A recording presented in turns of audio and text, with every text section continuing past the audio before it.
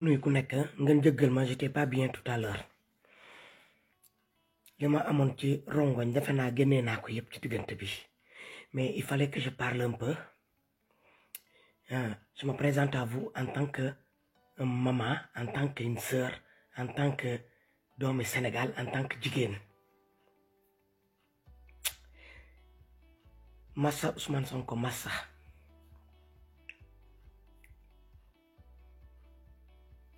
Massa Ousmane Sonko ngeen jëggal ma j'en peux plus parce que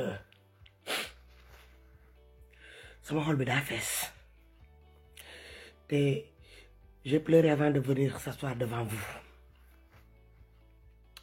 J'ai pas pleuré pour la personne Ousmane Sonko, j'ai pleuré pour bëgg voilà un patriote bëgg defar réewam jóg pour defar yéene lu baax pour dëkkam bëgg changer dëkkam bëgg seen Sénégal ku dëgg Sénégal nga bëgg doon sénégalais nga bëgg dëkk biir Sénégal may xool tout un tas de bandits yi ko wër rien que pour yàqal ko rien que pour faagaagal ko. Voilà en tant que femme ce qui m'a meurtri ce soir. Je regardais cet homme-là face aux caméras en tant que femme, en tant que maman. Sama xol bi sama rongo ñaa ngi wàcc mun ma ko contenir. J'arrive pas. Je comprends pas. J'arrive pas. Je sais pas qu'est-ce qui se passe. Soit on est maudit wala xamuñu lan lañu bëgg wala ñun duñu ay doomi aadama wala ay mala ñooñu diggat. Y a quelque chose qui ne va pas. Sénégal, y a quelque chose qui ne va pas.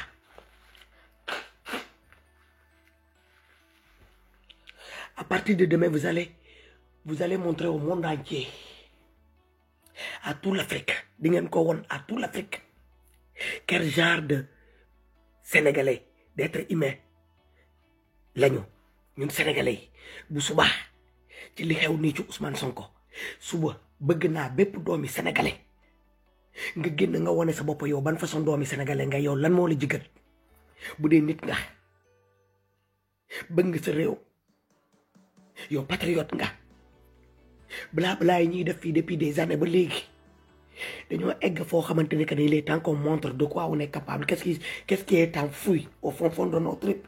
Man bu ma fekkoon Sénégal tey bu ma fekkoon Bignona tey guddi bi xaw ma fan la may fekk ndax bag ba laay ñëw tëdd ma xaar première traversée bi du ma raw 7 heures ci buntu kër Sonko la may xaar pare naa dugg kaso bu bakkan di dem nañ ko jël.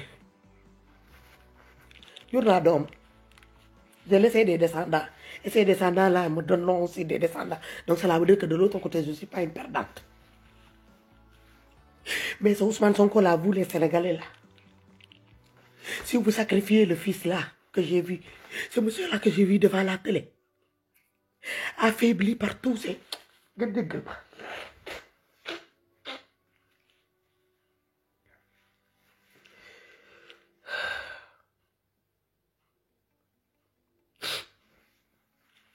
Excusez-moi.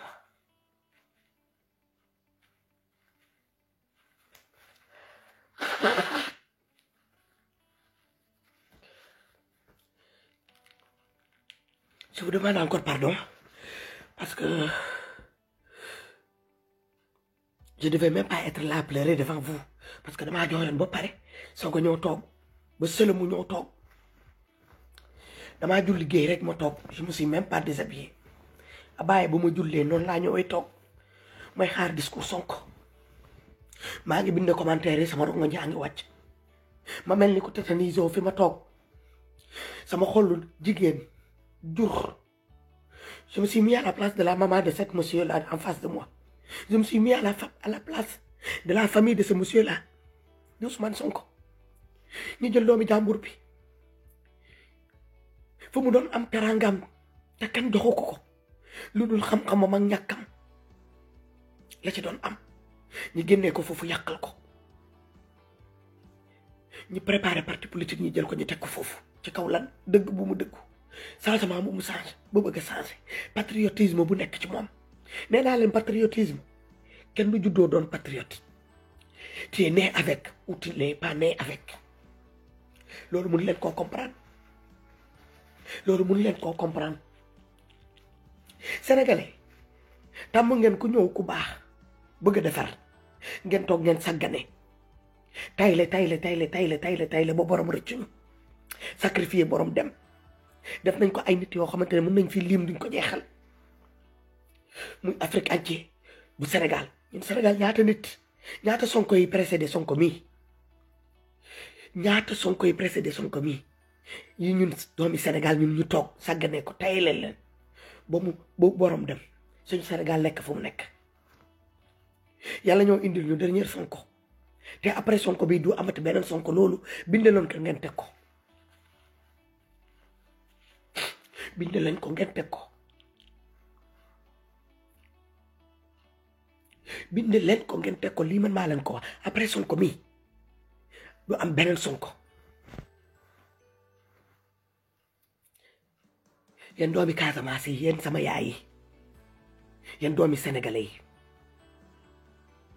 yéen maamam yi di Haalpulaar yi yéen maamam yi di Joola Soose Baynunko Pël Mandé Soninké képp kuy sénégalais te mu leer naka ni jur nga doom te li nga fi nga toog yaa nga dund lu métti te yaa nga jur ay doom yoo xamante ni depuis bi yow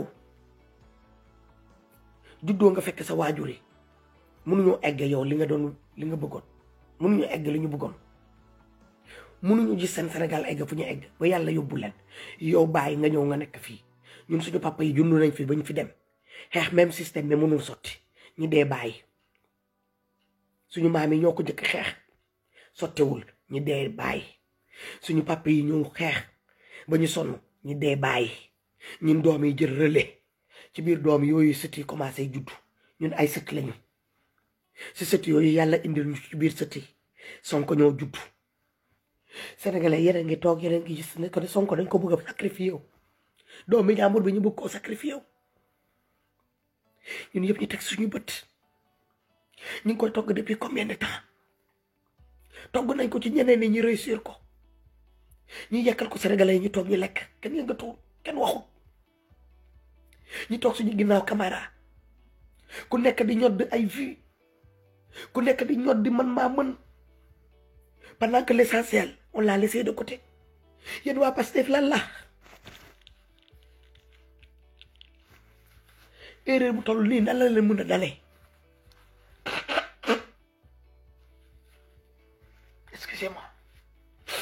excusez-moi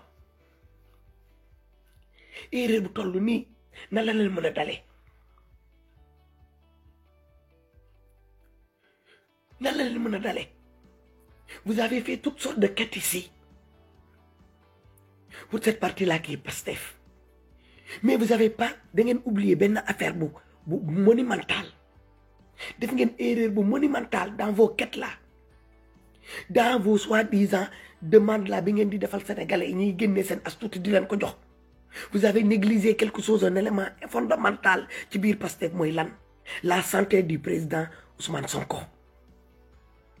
négligé ngeen ko vous avez encaissé plusieurs millions qui est rentré dans la caisse de Pastef donné par des patriotes des gens yoo xamante ne dañoo gëm seen réew gëm leader bi nga xamante ne que ne moom moo yore flambeau bi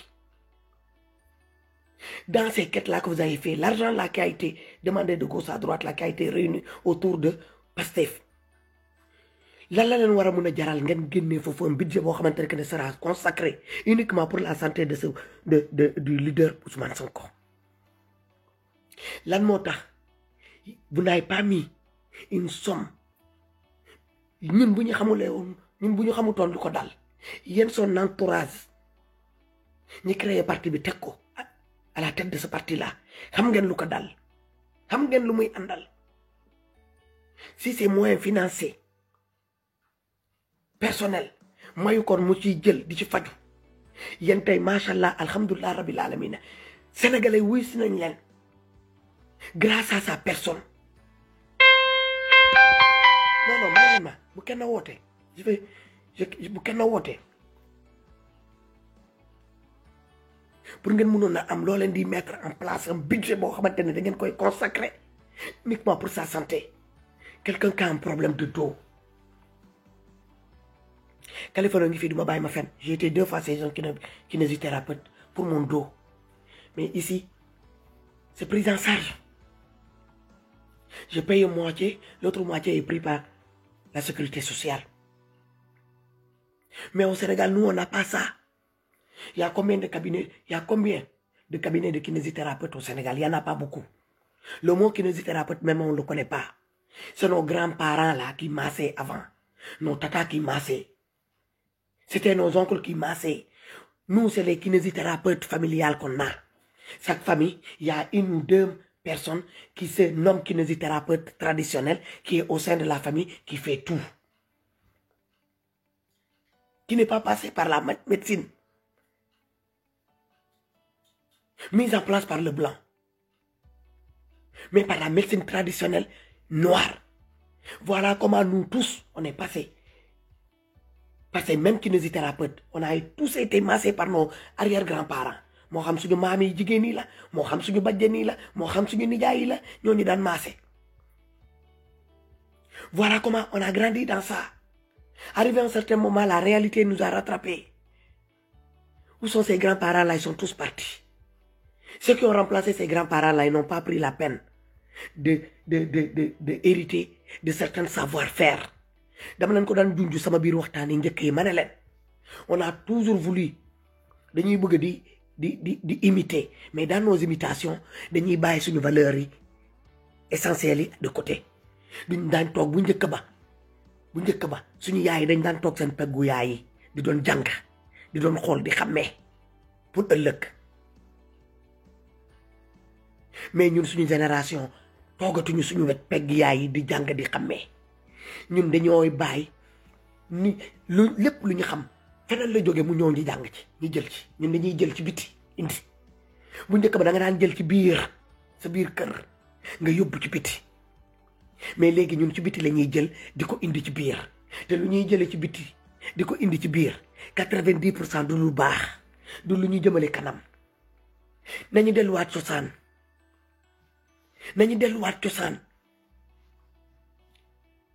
nañu delluwaat encore suñu pegg maam yi nañu demaat encore dem utiwaat encore dem ressource waat auprès de nos ancêtres les kinésithérapeutes au temps de nos grands-parents existent jusqu'à présent. Ils sont pas à Dakar, ils sont pas dans des grandes villes, ils sont dans nos brousses là. Gis ngeen suñu àll yi ñi bàyyi noonu suñu kaw yooyu ñuy bàyyi noonu suñu maire yi nekk ci kaw ko ga te ñuul te ñaaw seen kanam yi dëng ñooñu ñooy vrai kinésithérapeute. li tubaab yi mettre en place ci kinésithérapeute di ci am xaalis ci xam-xam boobu ci ñooñu lañ ko jëlee. masseurs yooyu foofu la ñu jógee boo demee Chine les grands masseurs là c'est pas des personnes, c'est pas des jeunes filles, c'est pas des jeunes garçons, c'est des vieillards et des vieux personnes ñoom ñooy massé. Ils l'ont appris où? Auprès de leurs arrière aussi parents. ñun lan mooy suñu problème ñun sénégalais c'est quoi notre problème? C'est quoi notre problème? parce que dama leen di laaj erreur bu toll nii noo leen ko mën a di ko def. Man quand j'ai entendu le président Ousmane Sonko ne dem na c'est un kinésithérapeute par la prescription de son médecin traitant mu dem foofu, mais après la séance pour une modique somme de plus de 200 et quelques mille francs CFA, il a préféré aller se retrouver dans une maison comme ça qui lui a valu aujourd'hui tout ce qu'il a construit depuis combien? Depuis 2014 ñu war koo jël toj ko pour une modique somme de 200 et quelques mille. Chaque jour ngeen sol seen costume cravate toog ci kanam caméra yi di wajak télé bu nekk ñi invité leen fa ngeen toog di déblater dans votre savoir intellectuel bi ngeen am. L'essentiel bi ngeen teg ko de place pendant que vous occupez les plateaux de différents plateaux de télé di jaay ay xam-xam. Pendant qu'on est là sur internet là ñun ñiy delab ñiy nekk fii ku nekk di ñoddi le nombre de vues bu mu war a mun a am, le nombre des personnes ñi mu war a mun a convaincre que ni moom dafa bëgg Sonko pour nit ñi ñëw di ko seetaan. Notre leader est en train de souffrir un mal de dos boo xamante ne que ne ça l'a valu aujourd'hui lépp lu mu construiroon ñu ngi mettre son ingrédient en doute, sa fiabilité en doute, son éthique et son moral ñu ngi koy jéem a bafoué par des personnes yoo xamante ne que c'est des personnes sans éthique morale, sans dignité. C'est des vagabonds, c'est des bandits. C'est des mythomanes.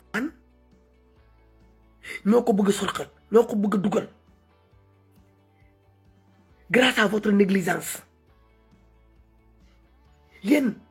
Grâce à votre négligence. Parce que moi, j'appelle ça de la négligence financière et humaine. Un président, même fille, on voit, ils sont sous-soutés. Ici, on les amène dans des endroits. Fait len ay aspa. Ñi tok fofu, indi len ay masseur, indi dougal len ay sona, ñi ngi len di masser chaque seconde, chaque minute di len defral ay séance de détente. Parce que bo nekké ci genre li responsabilité là. Ñun nga xamantene ça on n'est pas président, déposé ñu suñu candidat. On a toujours des muscles qui se contractent. Moi, j'ai été 2 fois chez un kinésithérapeute. J'ai payé une séance